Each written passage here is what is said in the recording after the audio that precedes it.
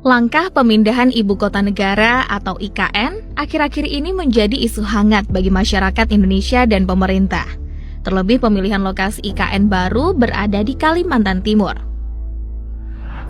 Tentunya kita mengetahui banyak sekali alasan yang menguntungkan pemindahan IKN ke Kalimantan Timur. Tapi tentunya juga tidak terlepas dari resiko dan potensi ancaman terutama pada sisi pertahanan IKN Nusantara. Nah, karena sudah banyak media yang membahas alasan-alasan dan keuntungan-keuntungan yang didapat dari pemindahan ibu kota negara dari Jakarta ke IKN Nusantara di Kalimantan Timur, kali ini kita akan melihat dari sisi tantangan pertahanan IKN Nusantara. Lokasi dan konektivitas IKN Nusantara. Secara lokasi dan konektivitas, posisi IKN baru Nusantara berada di sisi alur laut Kepulauan Indonesia II yang disingkat ALKI II. Jalur pelayaran ALKI II melintasi Selat Lombok, Selat Makassar, dan Laut Sulawesi. Ada dua choke point utama di jalur ALKI II ini. Choke point Selat Lombok di selatan dan choke point Selat Makassar. Pada choke point Selat Lombok sendiri, sekitar 36.773 unit kapal dengan berbagai jenis dan ukuran melewati Selat Lombok setiap tahunnya. Cina, Jepang, dan Australia ialah negara yang paling sering dan tergantung pada jalur ALKI II. Meskipun Cina dan Australia merupakan mitra dagang satu sama lain, tapi dalam hal militer, Australia berada pada kubu Amerika Serikat, yang juga telah membentuk Fakta Keamanan Trilateral AUKUS Australia, Britania Raya, dan Amerika Serikat. Sebagai salah satu jalur perdagangan dan pelayaran strategis, jalur tersebut turut disertai dengan beragam resiko yang perlu menjadi perhatian terkait kerawanan pertahanan IKN Nusantara, seperti pembajakan dan serangan teroris yang Selat Makassar masih tergolong resiko rawan. Konsekuensi utama pemindahan ibu kota negara dari Jakarta ke Nusantara berupa pergeseran pusat kekuatan atau center of gravity. Ibu kota negara dengan konsentrasi center of gravity ialah target utama serangan musuh, baik dalam perang konvensional maupun hibrida. Sejarah peperangan modern mencatat bahwa sebuah ibu kota negara dari suatu negara selalu menempati posisi vital, baik dalam keadaan damai maupun perang.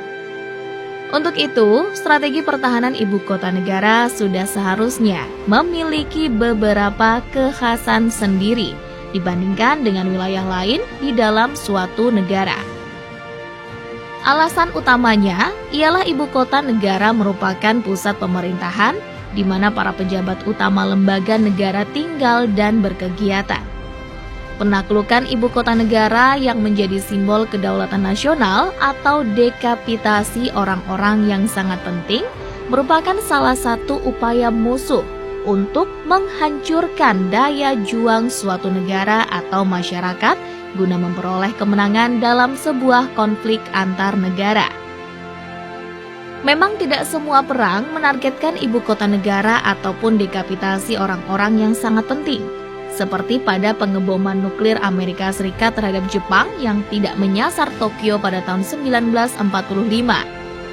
Dalam konteks tertentu, tidak melakukan dekapitasi VIP ada kalanya sengaja dilakukan agar para pemimpin politik dapat memberikan pernyataan kekalahan perang. Pada kondisi lain, penangkapan orang-orang yang sangat penting di ibu kota justru sengaja dilakukan agar mempermudah kontrol atas populasi yang menjadi target perang.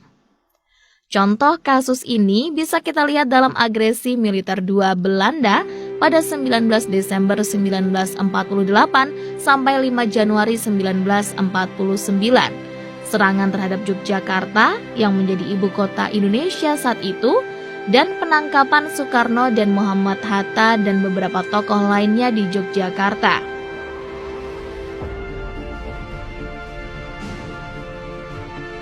IKN Nusantara rentan terhadap agresi dari negara asing. Posisi IKN Nusantara relatif berada di garda terdepan pertahanan nasional. Secara historis, lokasi IKN Nusantara merupakan salah satu titik awal yang diinfiltrasi militer Jepang di era Perang Pasifik atau Perang Dunia II.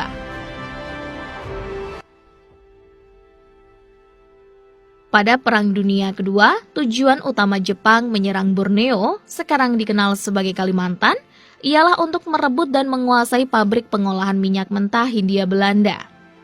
Hindia Belanda sendiri menjadi sasaran empuk serangan Jepang karena kekayaan sumber daya minyaknya yang akan menjadi aset penting selama perang. Jepang butuh minyak untuk menghidupkan kendaraan militer mereka dan menghidupkan industri logistik yang menunjang misi perang mereka. Sementara itu, pihak sekutu yang mengetahui hal ini, sehingga dalam kampanye Hindia Belanda pada 1941 sampai 1942, sekutu berusaha mempertahankan Hindia Belanda dari serangan Jepang yang berusaha merebut pabrik minyak Hindia Belanda. Bahkan Belanda pada waktu itu dengan sengaja menghancurkan beberapa kilang minyak agar tidak jatuh ke tangan Jepang. Itulah mengapa pada tahun 1942 awal, Jepang menyerang Tarakan dan Balikpapan untuk merebut dan menguasai pabrik minyak Hindia Belanda. Mengingat alasan dan jalur penyerangan Jepang terhadap Hindia Belanda saat Perang Pasifik ini tentunya akan menjadi pelajaran yang berharga bagi Indonesia. Melihat sekarang ini, beberapa blok migas dalam status wilayah kerja sedang diproduksi berada pada kawasan ini, khususnya Kalimantan Timur. Kalimantan Timur sendiri termasuk dalam salah satu wilayah yang memproduksi migas terbesar di Indonesia. Lokasi IKN Nusantara yang terletak di depan jalur pelayaran Alki 2 dan wilayah yang kaya akan produksi migas, tentunya memiliki resiko yang sangat tinggi jika Indonesia terlibat dalam perang antar negara, baik berhadapan dengan Tiongkok maupun Amerika Serikat. Jikapun Indonesia tidak terlibat dalam perang, jika terjadi perang antara China dan Amerika Serikat, kawasan ini juga akan memiliki resiko yang tidak aman. Karena jalur Alki 2 melalui Selat Lombok bukan hanya diperuntukkan bagi kapal dagang asing, namun juga kapal perang dan pesawat udara militer asing memiliki hak lintas Alki. Dari peta ini bisa kita lihat, gelar kekuatan TNI saat ini masih terpusat di Pulau Jawa.